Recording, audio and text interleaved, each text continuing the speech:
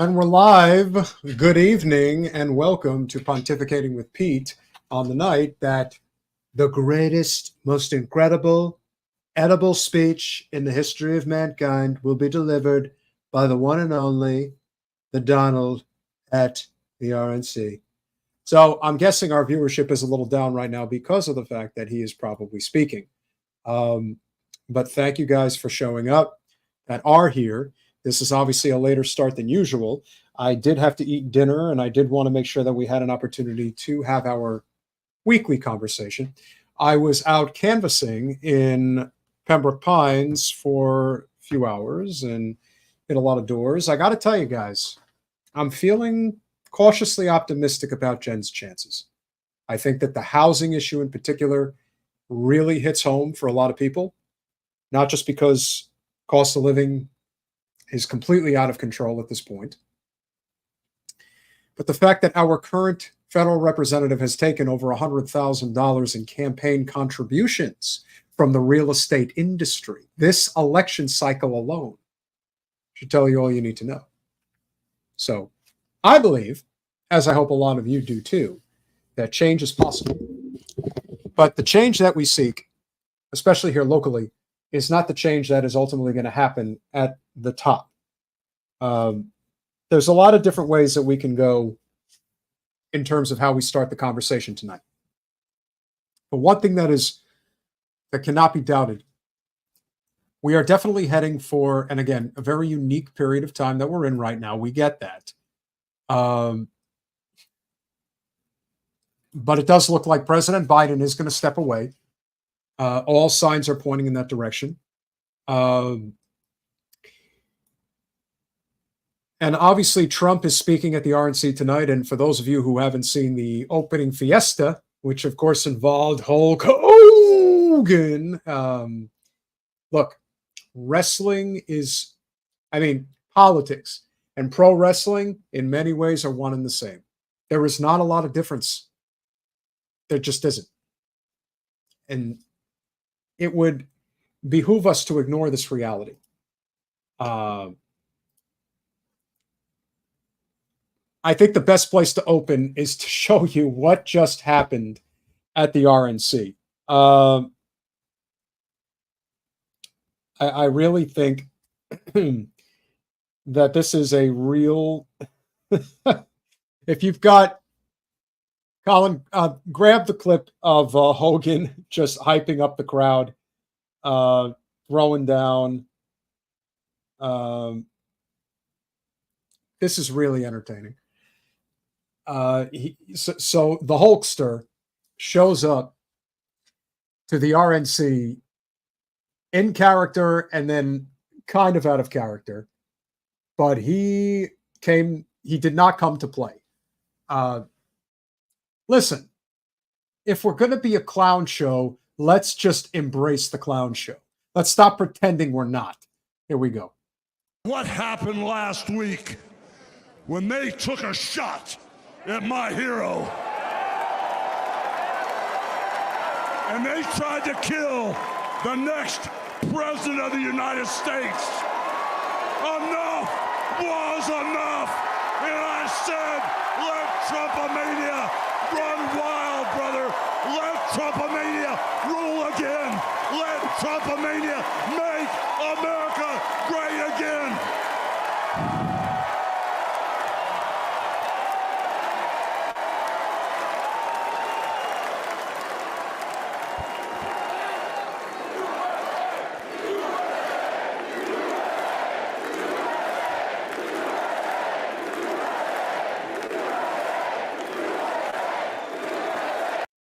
You're not beating this. Not this election cycle. You're not beating this. And the reason why we're not going to beat it is because there's a thing in politics that you have to remember when it comes to what convinces people to get to the polls, what convinces them to actually get out there and contribute. There's a couple of things. You have to be inspired. That's number one. And number two, you got to be pissed off. Both Trump's base is both pissed off and inspired.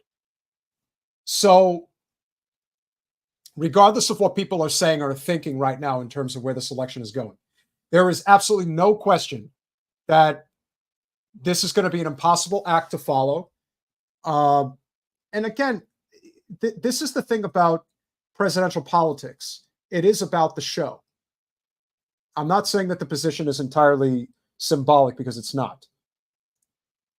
It has very real consequences, especially when it comes to picking judges, federal judges, obviously. And of course, being the commander-in-chief of the United States military. It's very serious stuff. But in terms of where our country is right now, it's not surprising, and it shouldn't be surprising, that this is getting, the type of juice, if you will, that is really getting people excited, and they're pissed off. And make no mistake, I caught a small clip of CNN before the Hulkster went on there and started talking. And Caitlin Collins was interviewing one of the delegates from Oklahoma. And I guess had like some pair of shoes on that looked like slippers. And the reaction from Tapper in particular, was one to basically insult the woman and make fun of her shoes. And all I keep thinking is, all this is doing is further cementing Trump's re-election. That's what it's doing. They cannot hide their contempt for him and for his movement and anything in between. And of course, everyone will cast it aside and say everything is all about bigotry, this, that, and the other thing. And I'm not saying those elements are not there. They certainly are. However, if we're being completely objective, yeah, the rah-rah, America is a big thing. And Colin, I want you to also grab the clip from last night from the representative who spoke about Israel. Let me tell you, there was cheering in the crowd, but not nearly as much as you'd think. That's important to note. So Hulkamania ran wild in hyping up this crowd. And the USA chant, that's what they love. That's a huge part of the shtick. So now we're going to continue, because Mr. Hulkamania himself decided to continue that conversation on Fox News. Jim, you're going to speak to him. I can't wait. This is going to be like body slamming the giant at WrestleMania. What brought you out here? Why are you here? Well, Brett, I got tired of remaining silent. I sat back and watched the borders collapse. I watched the economy collapse. I watched the price of gas, the price of food, everything just do an upside down flip. And when they took a shot at my hero, Donald Trump, I realized that I couldn't be silent anymore. I had to step up. I had to be a real American, just like all these real Americans here in Donald Trump. I have a voice too, and I want people to know it's time to talk. It's time not to be silent anymore. I think the one thing that cannot be denied, no, that arena is filled, Chris, but the one thing that can't be denied, which I think is important here, is that what Mr. Hulkamania is saying here is actually it's gonna have a certain effect this time around, because the one thing that happened the first time with Trump is that you had a lot of silent supporters. You had people that were supporting him, but were not public about it. I think this time around it's going to be a lot more in your face. We always saw the people that were out there that were really big supporters, but this is going to take it to another level, because I do believe that, like he said, I can't be silent. He's basically saying, I've always supported Trump, but now I'm going to be public about it. And please, if you have not smashed that like button, please do. Again, this was a late start tonight. We haven't had as big a crowd as one would anticipate. And of course, I believe Trump may be speaking or is about to speak at 10 o'clock. So this is important. And we are going to most likely cover it. So we'll see how things go. The speech that I wanted to really get into, or actually wanted to cover, this happened the other night. And for those of you who've been paying attention, it looks like there was a counterstrike in Tel Aviv this evening. Now, of course, the first reaction would always be, well, how do we know that Israel didn't just commit the drone bomb on its own people in Tel Aviv to continue to facilitate the interests of the Israel lobby, to continue pushing for an expanded war in the Middle East? Because it does seem like a lot of people do not want this anymore. I'm not sure if they ever really wanted it to begin with, but of course, you know, their disposition has always been, well, you know, we got to beat Hamas and this and that. But more and more people have been a little bit more willing to come out and say, well, it's a genocide now, or not even admitting that it's a genocide. But, you know, we do what we have to do. And you get to 200,000 slaughtered civilians. It's like, okay, well, you know, you've come this far. What's the old saying? You kill one person, you know, you're a murderer. You kill 1 million people, you're a conqueror. That's how they're looking at this. Once you've got one, why stop? So I don't recall I think his name is Representative Barr, if I'm not mistaken. So he came out last night at the RNC to basically gin up support for the state of Israel. Let's listen to what the RNC crowd had to, what their reaction was to being pro-Israel. It's interesting. Here at the Republican convention, we proudly and loudly stand with Israel. Even in this one shot right here, it's not a universal acclaim by any stretch. That's important. This election is a critical moment for the American Jewish community and for Israel. This is... Yeah, you're damn right it is. It is. And guess what? You're losing. This is our chance to continue the incredible pro-Israel legacy of the most pro-Israel president in history, Donald J. Trump.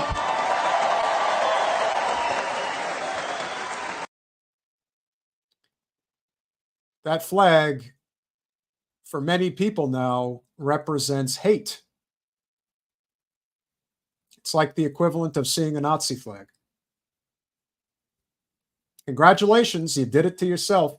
But again, that's the superiority complex that so many in this country tend to have.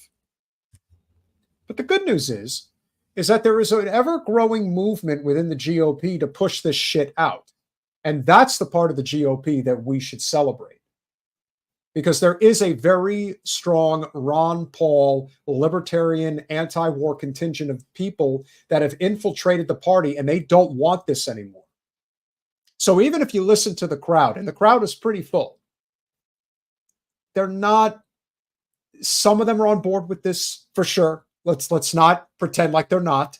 And there is certainly more, obviously when it comes to Christian Zionists in particular, they are knee deep in the GOP, not in the Democratic Party. So there is still that element that we're dealing with. But it's changing. I just think the reaction from the audience speaks volumes. But these jackasses with this flag, this is the United States of America, not the United States of Israel. Last I checked. President Trump, among his many accomplishments, many of which they said couldn't be done, but he did it. He moved the U.S. Embassy to Jerusalem, which only led to more death and destruction. Fact. One of the stupidest things Trump did in his presidency. And of course, Biden would not move the embassy back at Tel Aviv because they both agree, or both party apparatuses agree. And since all the neocons have found their way into the Democratic Party, of course they're going to be fine with it. They said it couldn't be done, but he weakened the Iranian regime. They said it couldn't be done, but he delivered the historic Abraham Accords, bringing us closer to peace in the Middle East. With President Trump, we will repair and rebuild the U.S.-Israel relationship that has deteriorated after 4 disastrous years under President Biden. This is when you know that all of this is bullshit, because there is nothing that Trump, aside from maybe condoning the dropping of a nuclear bomb, could have done more to support the genocide of the Palestinian people on behalf of Israel than Joe Biden did during his presidency. So this idea that you're at this convention and you're talking about how disastrous our relationship with Israel has gotten, you're goddamn right it's gotten disastrous because our government has gone right along with their genocide. This son of a bitch, I swear to God, they're so disconnected from reality. And I got to give, like I said, an ounce of credit to that crowd. They were not fully on board with the bullshit. That's good. We should be grateful for that. We should be grateful that that crowd was not overwhelmingly pro-Israel, because that's how you pull it back. You got to do something. I got to tell you, they're very likely not going to talk about this at the DNC a month from now. However, there's very little, if anything, that I would put past anybody. But this is remarkable that the reaction is not what they probably anticipated. And that's a good thing. Now, today, 9 months after the historic Hamas attacks, shockingly, President Biden is still withholding critical arms that Israel needs to defend itself. Boo. Sorry, got to order. America must stand with Israel and against the terrorists, especially Iran. There is nothing that makes me more sick than when somebody intertwines the American flag and the Israel flag. And it's always white supremacists that do that shit. Always. Seriously. I mean this. F anybody who ties the American flag to the Israel flag. We are not the same country. We do not share the same values. You may think that we do, but Israel does not speak for America. Perhaps the the colonizing project may speak, but not for me. And never will. That flag is an abomination as far as I'm concerned. We must stop tying ourselves like this. It serves nothing and only seeks to hurt us further. We must stand with the Israeli people. Now, my message here today to the Jewish community is clear. There is only one pro-Israel party, and it's the Republican Party.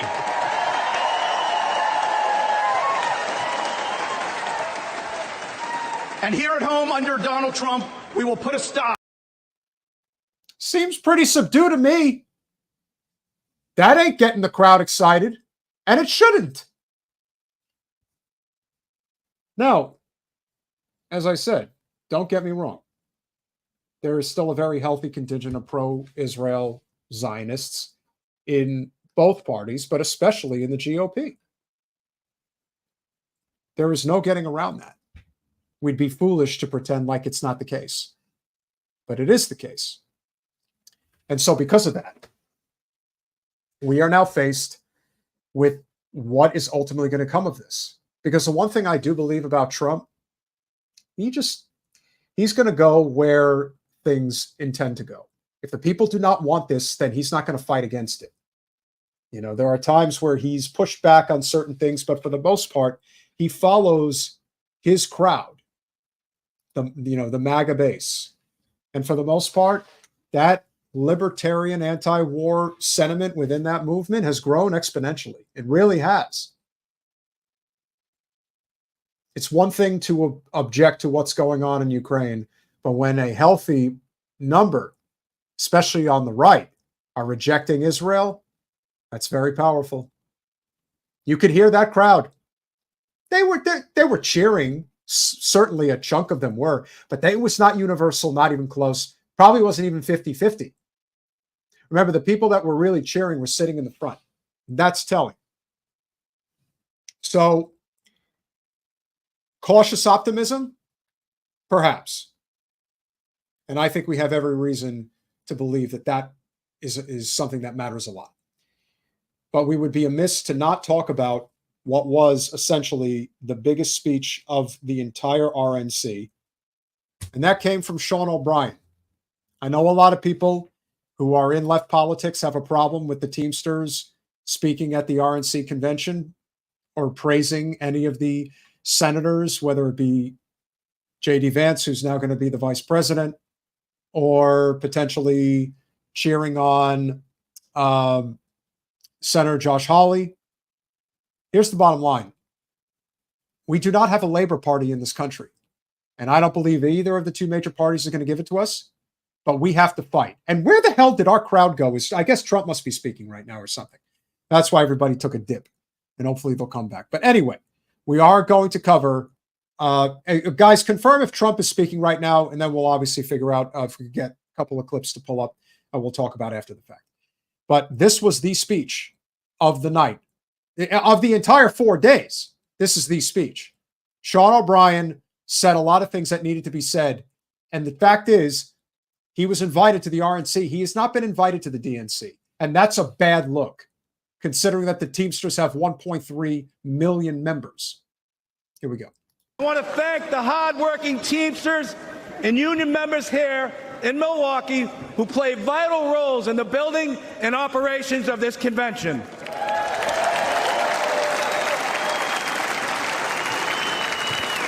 I also want to thank President Donald Trump for opening the RNC's doors to the Teamsters Union and inviting me to speak before you tonight.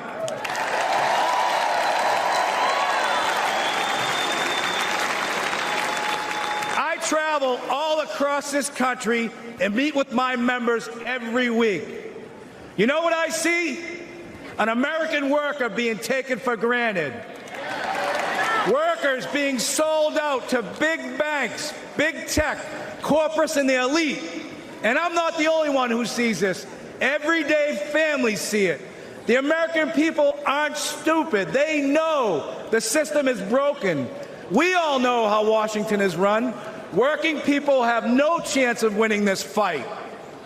That's why I'm here today. Because I refuse to keep doing the same things my predecessors did.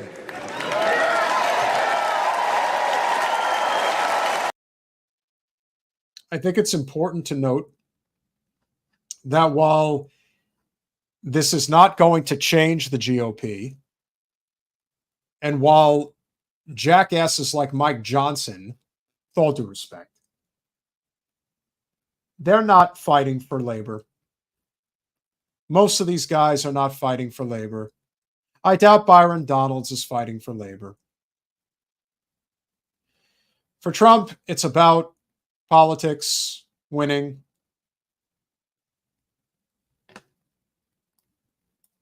I'll tell you why, Chris, because unfortunately, as much as I do appreciate the fact that the NLRB has improved a very healthy amount, maybe the best part of Biden's presidency is the improvement of the NLRB. I do think that this is a very important issue because so much of the things that needed to happen in the Biden administration, and I do believe that Biden's biggest failure as president, aside from obviously aiding and abetting a genocide against the Palestinian people, was his failure to pass the PRO Act in his first 100 days. That was his signature policy. That would have been a policy that would have changed labor rights in this country for the better in a significant way. And that, of course, stems from, more than anything else, our ability to fight back against right-to-work laws. As a Floridian, this is a huge problem that we face here. And it's a huge problem that people face in all different countries, in states, excuse me, not countries. Well, they probably do in other countries too, but here it's really bad. And then, of course, you're talking about, Wisconsin, for example, is a right-to-work state.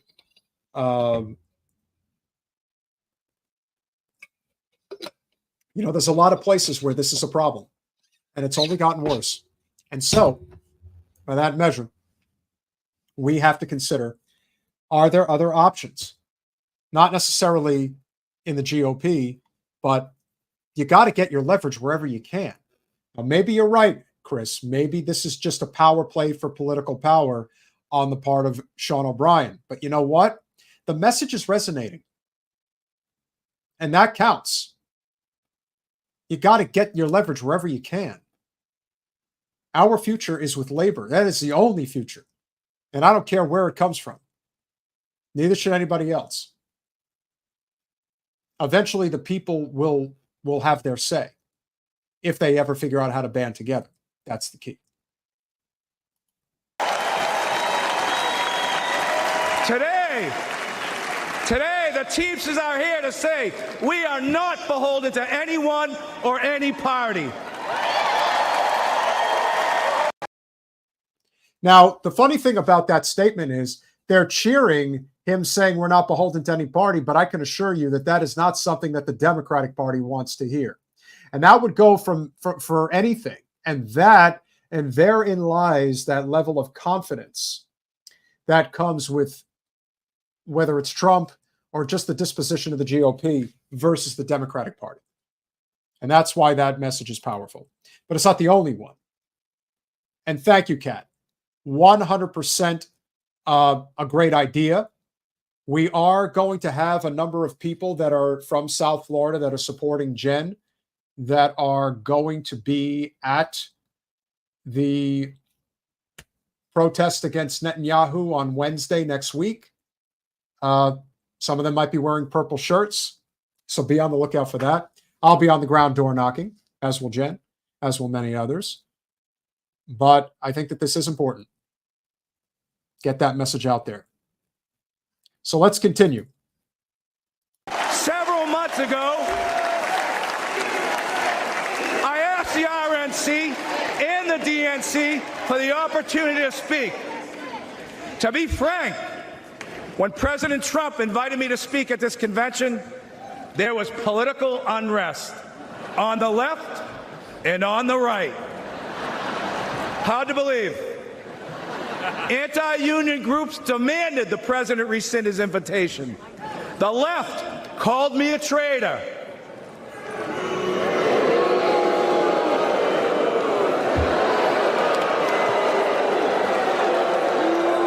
And this is precisely why it's so important for me to be here today. Now, you can have whatever opinion you want, but one thing is clear. President Trump is a candidate who is not afraid of hearing from new, loud, and often critical voices. And I think we all can agree, whether people like him or they don't like him, in light of what happened to him on Saturday, he has proven to be one tough SOB.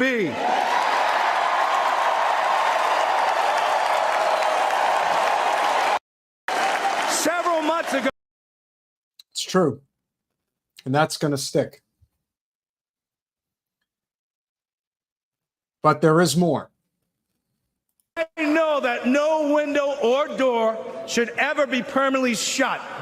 In my administration, the Teamsters reached out to 8 Republican senators who stood up for railroad Teamsters over our fight for paid sick leave. Josh Hawley was one of them.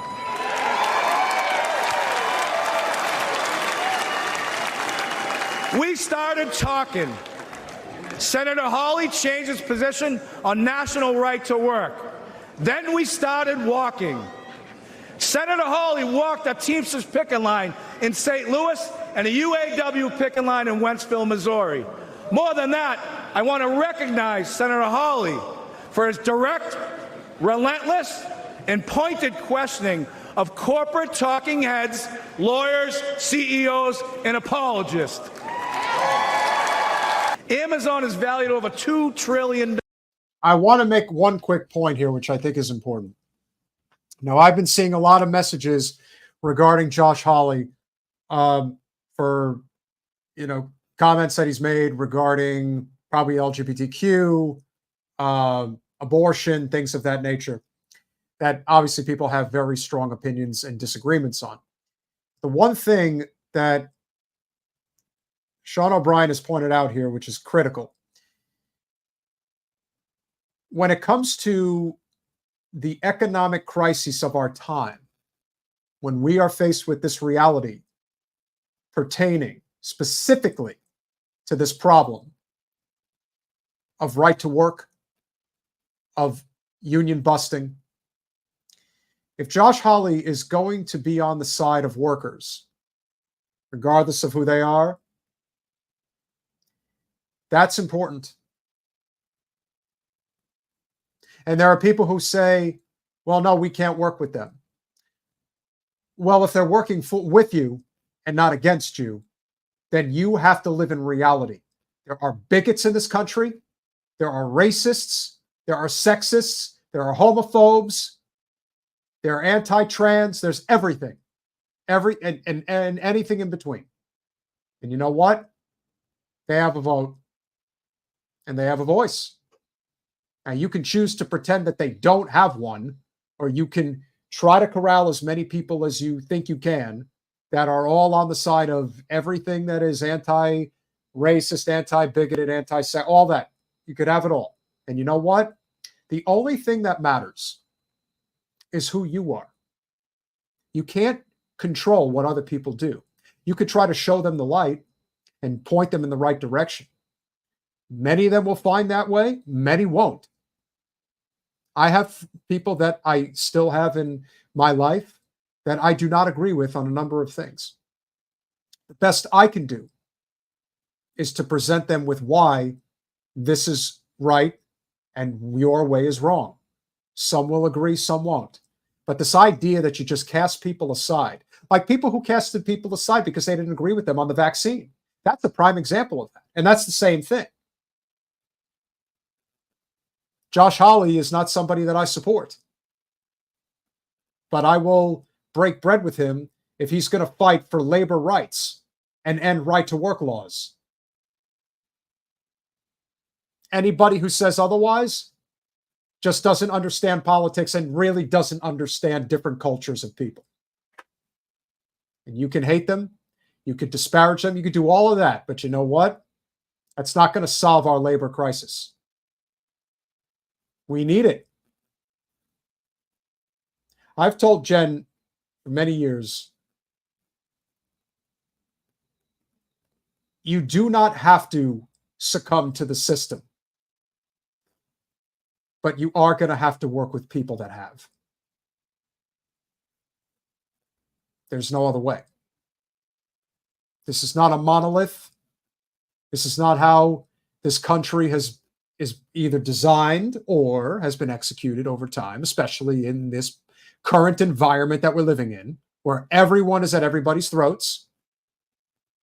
I want what's best for this country. We all should want what's best for this country. I have heard and seen nothing in this statement that would even indicate, even slightly, that Sean O'Brien is carrying water for the GOP, much less Donald Trump. He took advantage of an opportunity to speak to millions of people across the country to espouse a message for labor. How in the fuck can anybody argue against that? I don't know. If he went there and specifically said that the GOP is better on labor than the Democratic Party, then you would have an argument because he would be wrong. But he didn't make that statement. Although, depending on who you ask, you would think that's what he did. Well, that's not what I heard.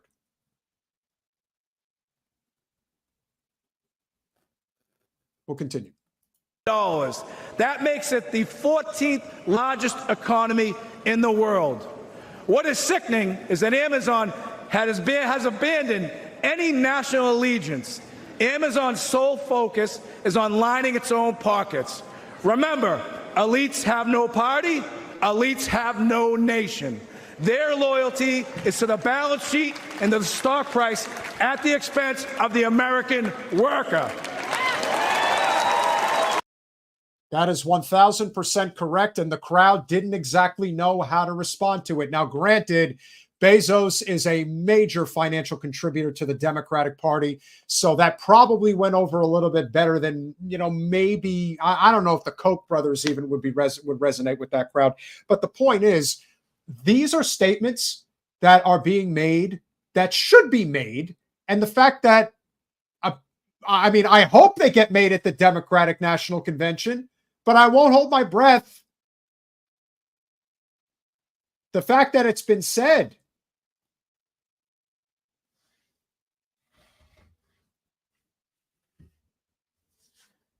I don't know, Henry. I don't know if they realize that Trump is a leader. Maybe they do, but they just think he's their elite guy. FDR once said, "Make me do it." Well, people did.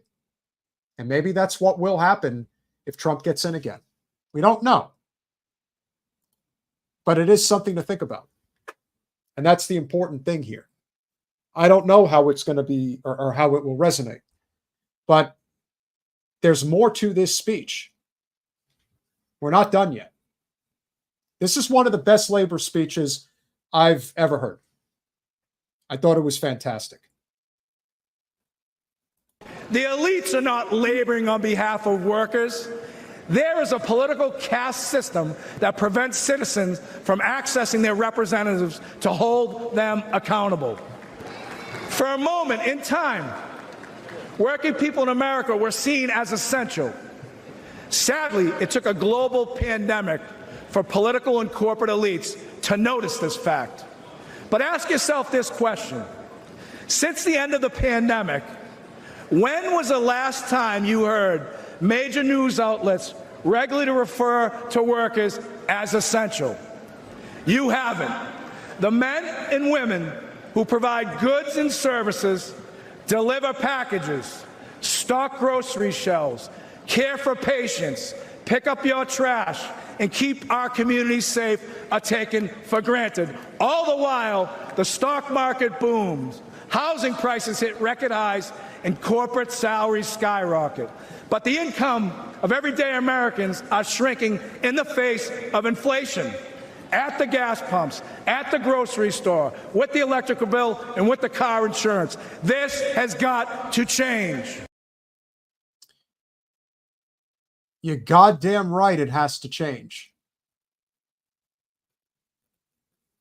Now, do I think Trump cares? Probably not.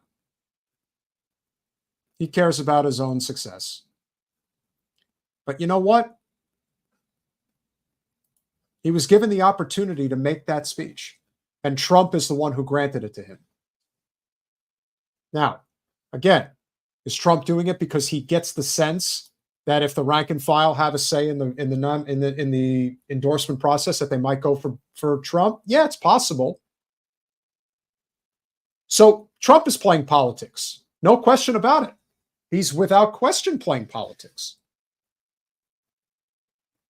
Now, what we have to ask ourselves is, if he is playing politics, what's the next move? This is going to resonate with a lot of people. And it should. You can't look around at what's going on right now and not think, shit, things are really bad.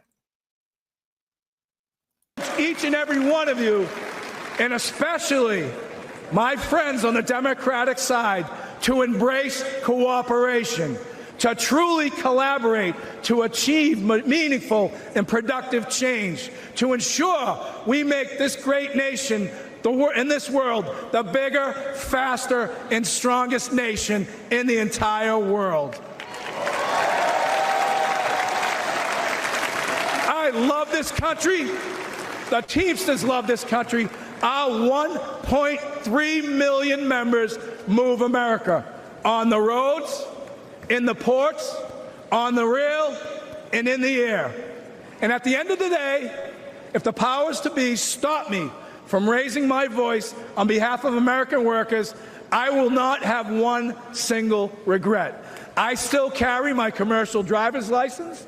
I still have my place on the union seniority list. You'll find me back in Boston driving a tractor trailer, delivering equipment for Shaughnessy and Ahern, because I have the protection of a union contract that gives me the freedom to speak my mind and to fight like hell. God bless the greatest nation. Thank you very much. Go Irish. That was amazing. It really was. And it's a damn shame that this had to happen at the RNC. But that's what's happened to the Democratic Party. They have pushed labor as far away from their party as they can. They can claim all they want, and they have improved, but the truth is the people who have really benefited in the unions are people that have been in them for a long time. It's a lot harder now for people that are young and are trying to find their career, figure out what is the best path forward for them.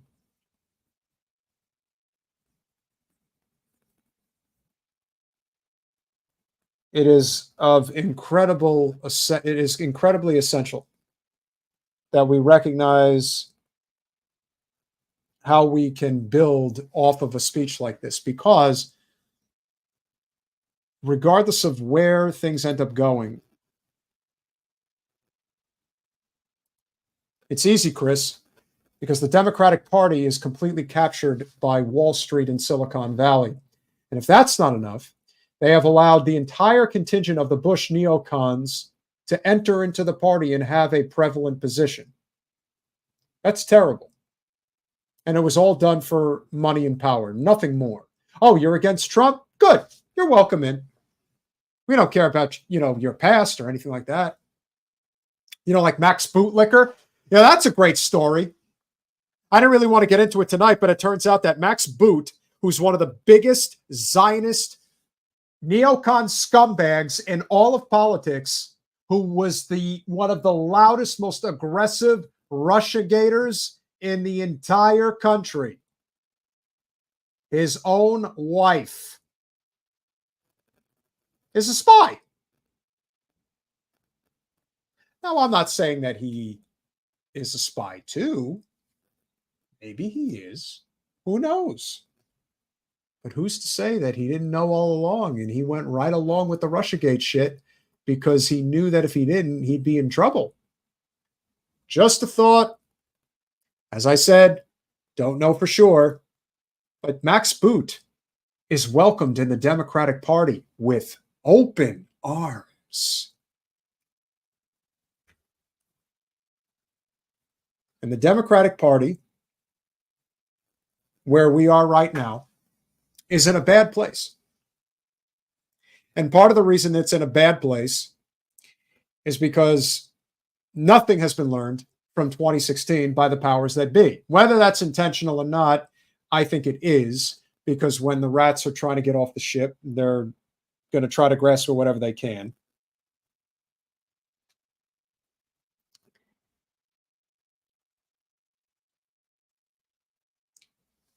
Colin, this second video that's after you didn't pull the Trump, the news video. I can see this is one of Biden, and then there's one other one. What are those two? The first one, that's not the live feed. There is the two reporters discussing what people are saying about Joe Biden dropping out. Is Trump live right now? He just started right now. Guys, do you want me to cover Trump going live, or do you want me to continue with Biden and the prospect that he's likely dropping out? I'll talk. We could cover Trump live, but I want to give you guys the opportunity to throw your opinion my direction. Let me know what you want to hear. I'm fine with either one. He ended up starting at 10. I mean, I guess it's not terribly late after the fact. Could have been a little bit more interesting. We do need proportional representation.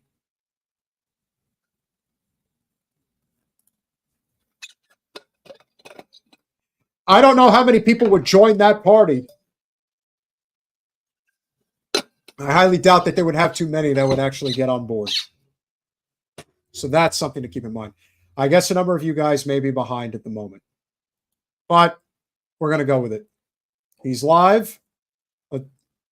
Totally got it. Totally have to make it so I let everybody know what's going on. Thank you. Friends, delegates, and fellow citizens, I stand before you this evening with a message of confidence, strength, and hope 4 months from now, we will have an incredible victory, and we will begin the 4 greatest years in the history of our country. Together, we will launch a new era of safety, prosperity, and freedom for citizens of every race, religion, color, and creed. The discord and division in our society must be healed. We must heal it quickly. As Americans, we are bound together by a single fate and a shared destiny. We rise together or we fall apart. I am running to be president for all of America, not half of America, because there is no victory in winning for half of America. So tonight, with faith and devotion, I proudly accept your nomination for President of the United States. Thank you.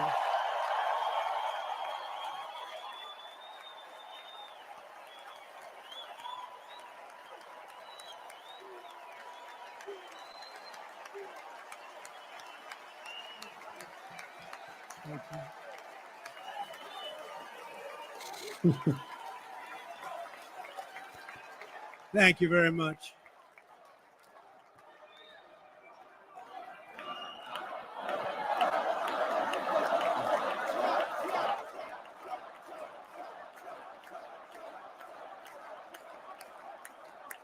Thank you very much.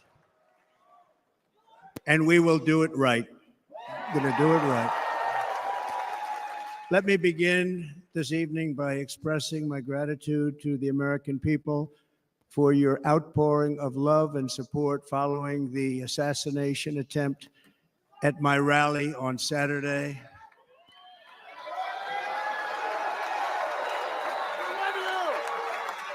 As you already know, the assassin's bullet came within a quarter of an inch of taking my life.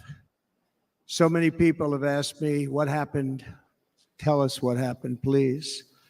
And therefore, I will tell you exactly what happened, and you'll never hear it from me a second time because it's actually too painful to tell. It was a warm, beautiful day in the early evening in Butler Township in the great Commonwealth of Pennsylvania. Music was loudly playing, and the campaign was doing really well. I went to the stage and the crowd was cheering wildly. Everybody was happy. I began speaking very strongly, powerfully, and happily because I was discussing the great job my administration did on immigration at the southern border. We were very proud of it.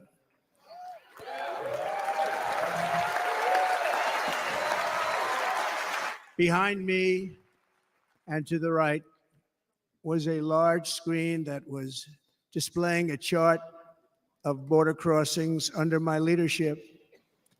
The numbers were absolutely amazing. In order to see the chart, I started to, like this, turn to my right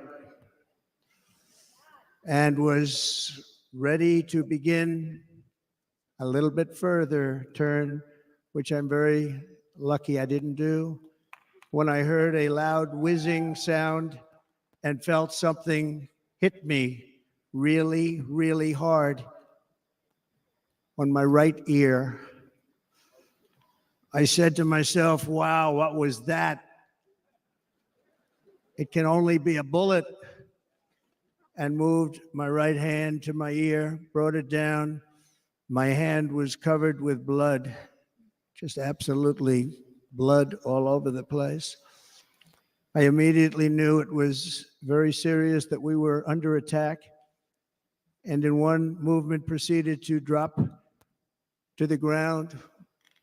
Bullets were continuing to fly as very brave Secret Service agents rushed to the stage, and they really did. They rushed to the stage.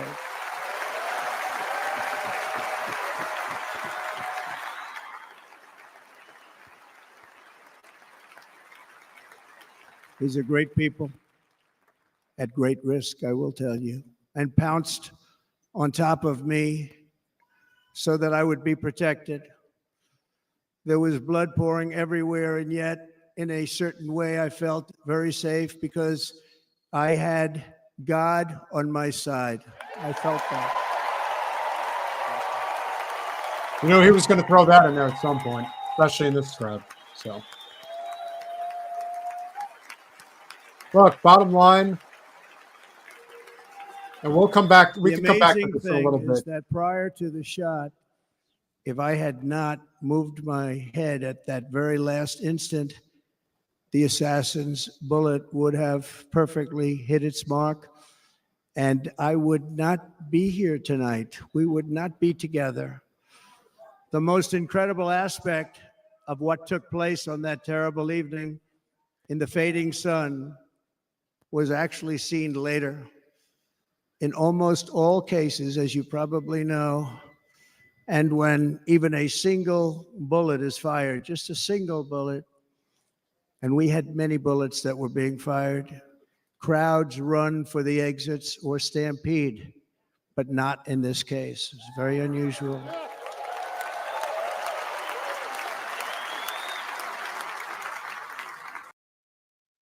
It's pretty clear that he prepared himself for this speech.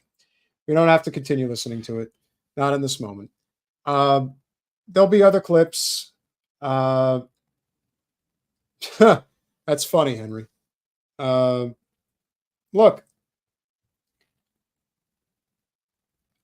I do think there's more of a subdued reaction this time around.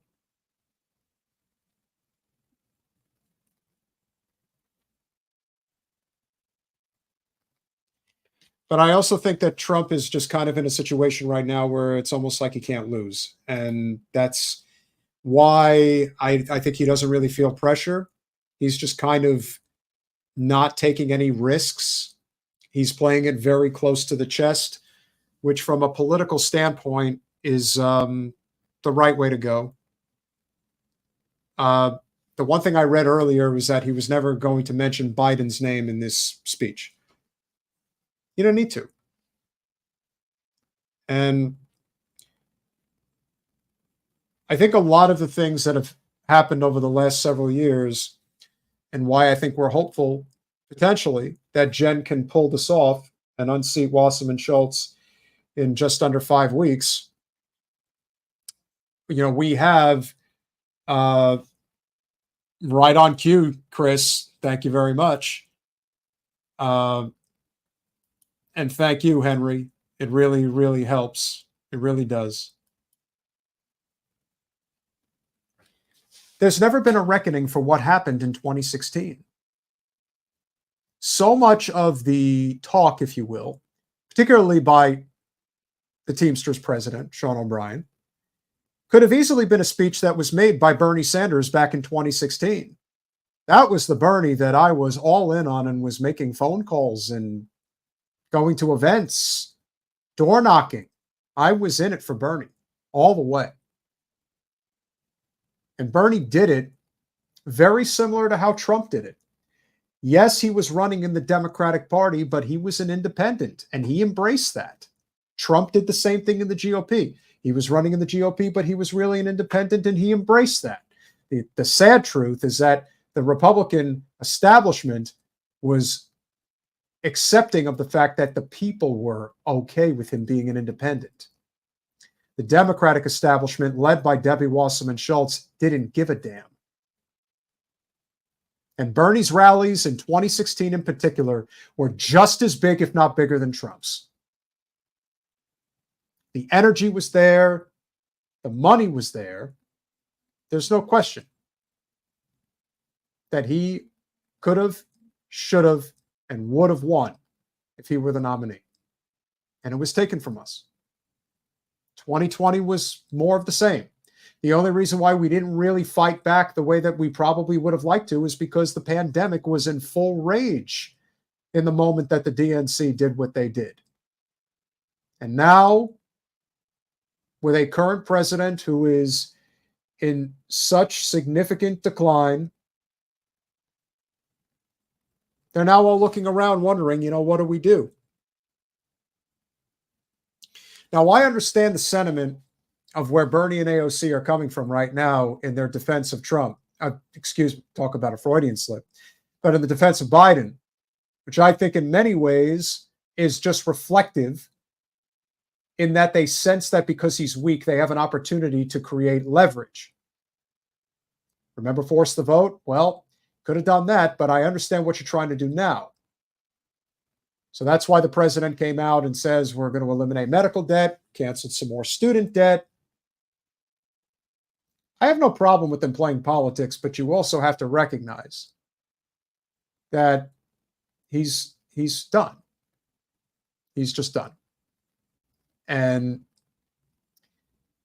I'm not an ill will person. I do not want to see the president continue to go down this road, even though he's done a lot of bad things, not just in his administration, but over the course of his political career. But it's very dangerous when you have a commander-in-chief who you do not have faith in. That's a very dangerous place for a nation. People are already looking at Trump like he's the president right now. I mean, talk about just completely,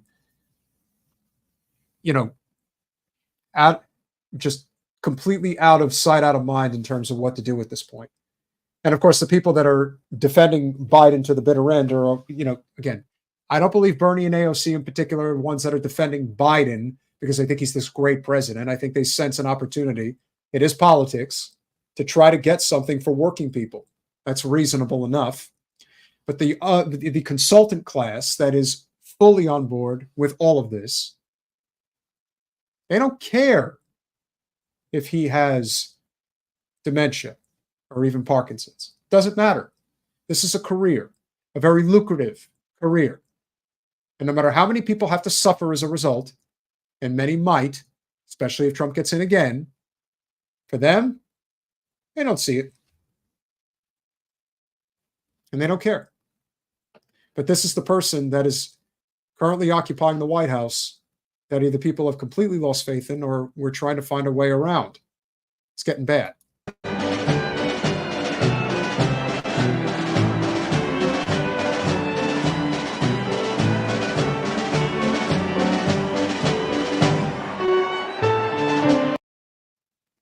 You could tell that his physical capacity, and again, this shot of him right here, my God. And I do blame his wife for a lot of this. I do. I think that First Lady Biden has a lot to bear in this situation as to why things have gotten as bad as they have. I don't think that's a stretch. But nevertheless, he's still there, and his plans have not been established yet. So let's see what the very good reference, Henry. I appreciate that one. So let's see what the corporate media has to say. You have learned tonight that the president is much more open now, receptive to these discussions about whether or not to stay in the race. There's been a clear change. The president, I am told by multiple people close to him, is listening to the arguments of Democrats who say that he cannot win and that he should get out of the race.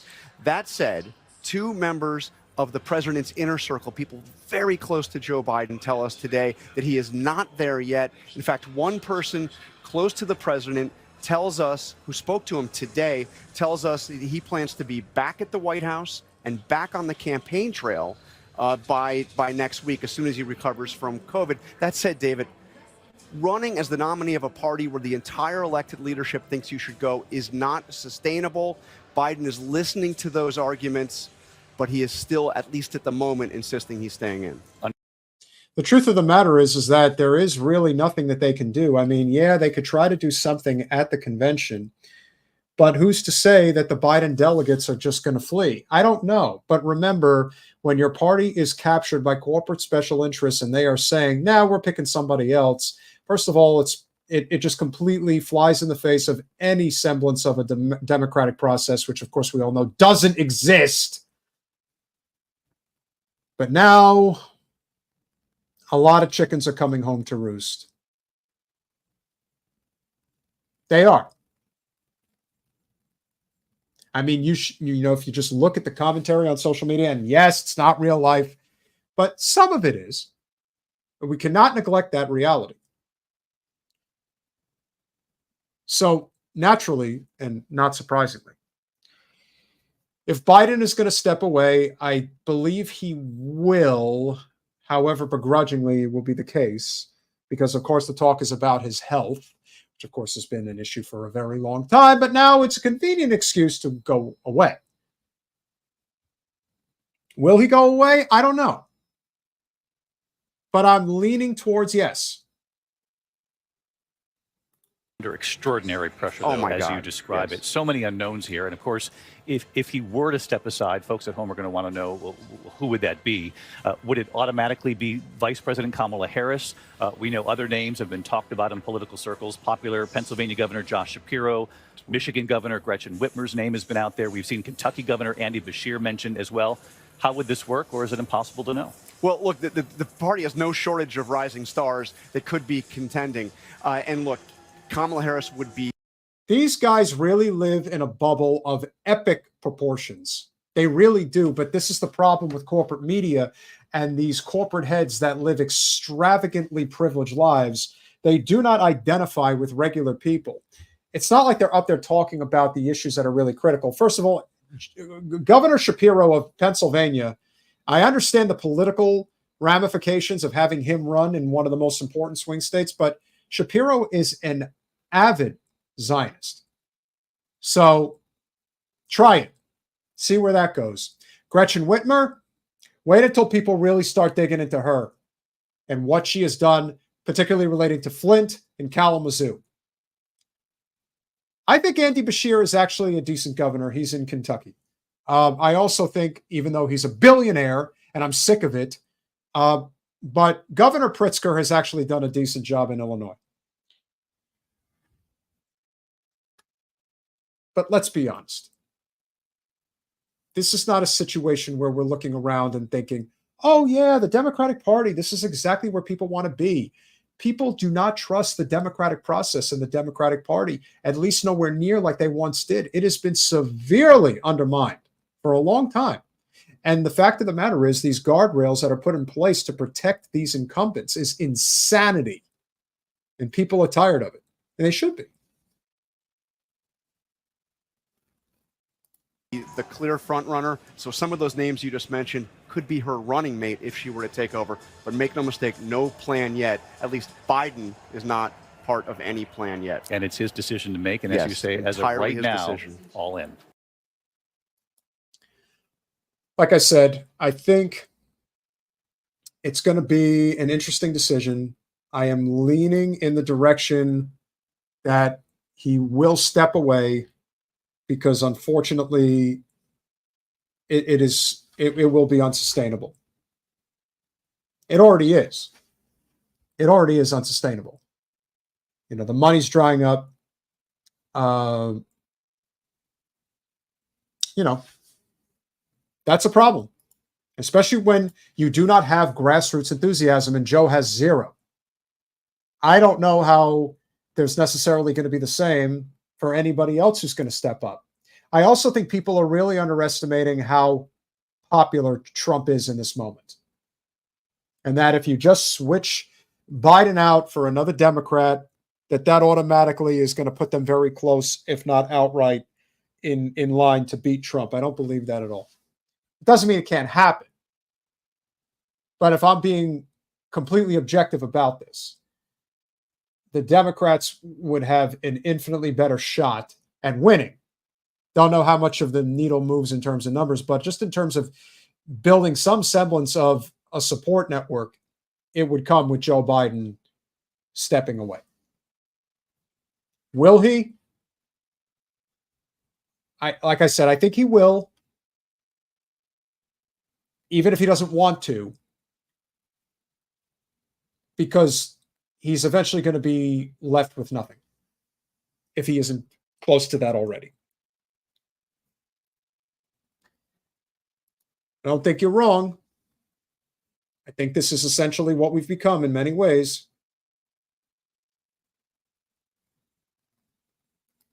Greg Stoker has been on our show. Never talked to Medhurst. Denny Haifong, we've gone back and forth. And Max is just not that interested, it seems. But it is what it is. We appreciate all the work that he does and a lot of others do. And we know that these things are, the fight is what it is. But I appreciate you guys because I wasn't sure I was going to come on tonight. I thought it was important to cover some of this. Kat Negrita, Sumud Sterling, Travers, Chris Garrett, Henry Kajawa, Jennifer Perlman, Kat Negrita, not Pat Morita. I don't know why. That just popped into my head. Totally not me. It's a small crowd tonight, but a good crowd. Arlene Chambers, happy to have you.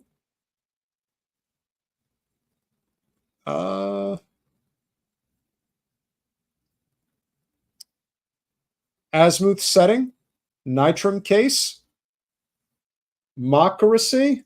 It is a Mocracy, all right. I'll definitely give you that one. No, you guys have been great. Appreciate you too. Kat, is that you? You look very glamorous. Tip of the hat. Colin, is there anything left of the Trump speech? He's still going? I'm guessing he is. Let me check here real quick. Yeah, he's still going. All right, pull it up for a minute.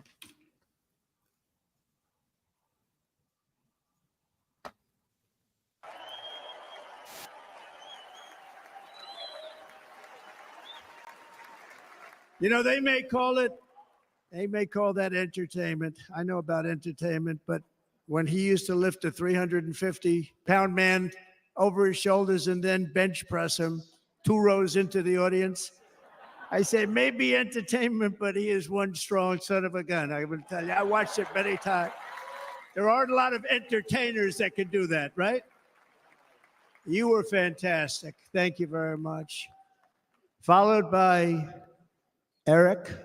What was that all about? Boy, that was good. I didn't want to really come up here. But he was so great, and he's such a good young man. He went through a lot of trouble, and Don last night was incredible. They went through so much trouble. They got subpoenaed more than any people probably in the history of the United States. Every week they get another subpoena from the Democrats, crazy Nancy Pelosi, the whole thing, just boom, boom, boom. They've got to stop that because they're destroying our country. We have to work on making America great again, not on beating people. And we won. We beat them and all. We beat them on the impeachments. We beat them on indictments. We beat them. But the time that you have to spend, if they would devote that genius to helping our country, we'd have a much stronger and better country.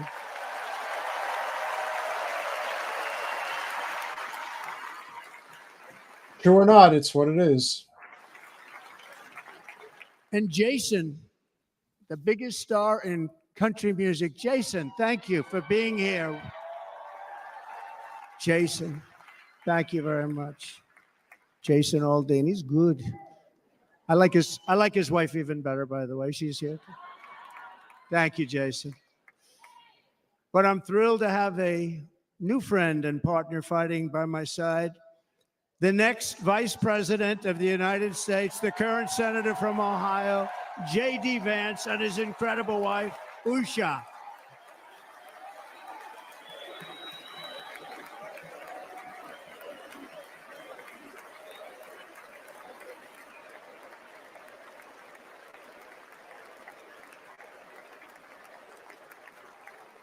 He's going to be a great Vice President. He's going to be great. He'll be with this country and with this movement, greatest movement in the history of our country. Make America great again. When they criticize it, they say, we're going to try and stop MAGA. I said, MAGA is making America great again. What are you going to stop? There's nothing to stop. Then they say, oh, that's right. It's very tough to fight it. He's a showman. that did try and fight it have failed. He's But he- P.T. Barnum. A long time, and it was an honor to select him. Great student at Yale. His wife was a great student at Yale. They met at Yale. These are two smart people. So, JD, you're going to be doing this for a long time. Enjoy the ride.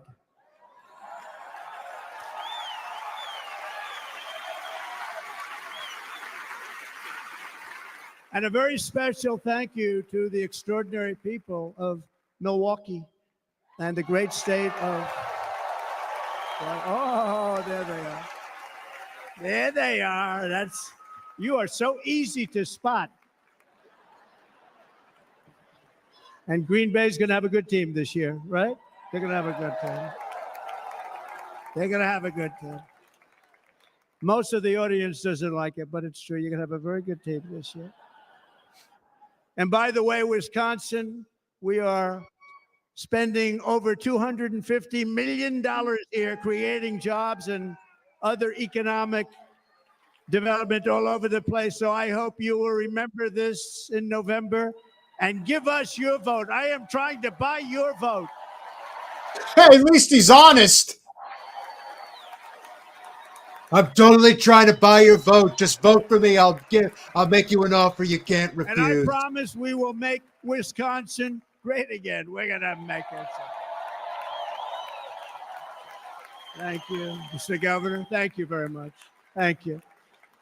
I'm here tonight to lay out a vision for the whole nation, to every citizen, whether you're a young or old man or woman, Democrat, Republican, or independent, black or white, Asian or Hispanic. I extend to you a hand of loyalty and of friendship. Together, we will lead America to new heights of greatness like the world has never seen before. We were right there in the first term. We got hit with COVID. We did a great job. Nobody knew what it was, but nobody's ever seen an economy pre-COVID. And then we handed over a stock market that was substantially higher than just prior to COVID. Coming in, did a great job. Never got credit for that. We got credit for the war and defeating ISIS and so many things, the great economy, the biggest tax cuts ever, the biggest regulation cuts ever, the creation of Space Force, the rebuilding of our military. We did so much. We did so much. Right to try. Right to try is a big deal. We got right to try. They were trying to get that for 52 years. Somebody's terminally ill, and hopefully there's nobody in this audience, but it does happen a lot. They're terminally ill and they can't use our new space age drugs and other things that we are way ahead. We have the greatest doctors in the world, the greatest laboratories in the world, and you can't do it. They've been trying to get that approved for 52 years. Wasn't that easy? The insurance companies didn't want to do it. They didn't want the risk. The labs didn't want to do it because if it didn't work, people are pretty far down the line toward death. They didn't want to do it. The doctors didn't want to have it on their records, so I got everybody into an office. 52 years they tried. Sounds simple, but it's not. And I got them to agree that somebody that needs it will, instead of going to Asia, Europe, or someplace, or if you have no money going home and dying, just die. We got them to sign an agreement, agree to it, where they're not going to sue anybody. They're going to get all of this stuff. They're going to get it really fast. And what's happened is we're saving thousands and thousands of lives. It's incredible. Right to try. How about right to death? Feeling.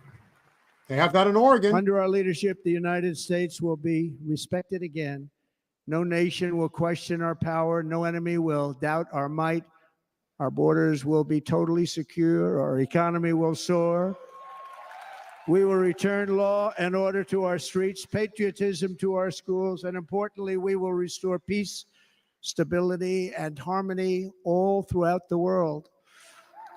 But to achieve this future, we must first rescue our nation from failed and even incompetent leadership. We have totally incompetent leadership. This will be the most important election in the history of our country. Under the current administration, we are indeed a nation in decline. We have an inflation crisis that is making life unaffordable, ravaging the incomes of working and low-income families, and crushing, just simply crushing our people like never before. They've never seen anything like it. We also have an illegal immigration crisis, and it's taking place right now as we sit here in this beautiful arena. It's a massive invasion at our southern border that has spread misery, crime, poverty, disease, and destruction to communities all across our land. Nobody's ever seen anything like it. Then there's an international crisis, the likes of which the world has seldom been part of. Nobody can believe what's happening. War is now raging in Europe and the Middle East. A growing specter of conflict hangs over Taiwan, Korea, the Philippines, and all of Asia. And our planet is teetering on the edge of World War III. And this will be a war like no other war because of weaponry. The weapons are no longer army tanks going back and forth shooting at each other. These weapons are obliteration. It's time for a change. This administration can't come close to solving the problems. We're dealing with Thank you. very tough, very fierce people. They're fierce people. And we don't have fierce people. We have people that are a lot less than fierce, except when it comes to cheating on elections and a couple of other things. Then they're fierce. Then they're fierce. I tell you. So tonight, I make this pledge to the great people of America. I will end the devastating inflation crisis immediately, bring down interest rates, and lower the cost of energy. We will drill, baby, drill. No.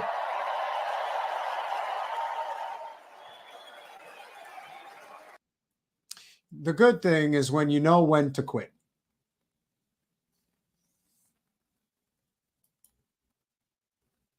Trump is a flawed man, and that's being nice.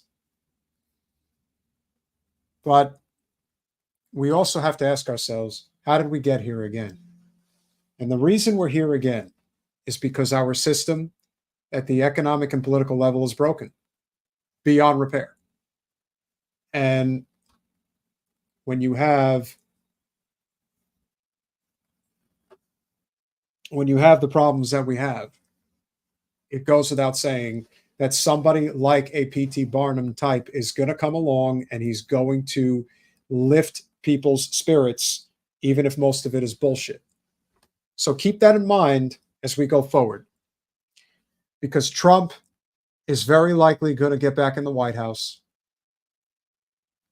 I don't know what it's going to be like this time around compared to last. Obviously, it's less of a shock this time around than it was last time.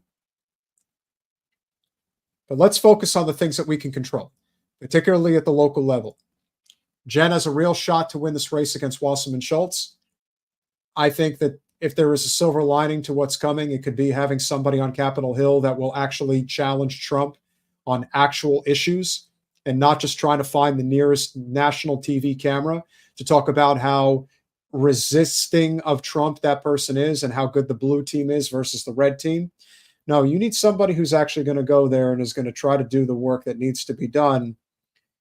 Otherwise, we are going to be faced with so many of these other issues, which we don't want to have to worry about.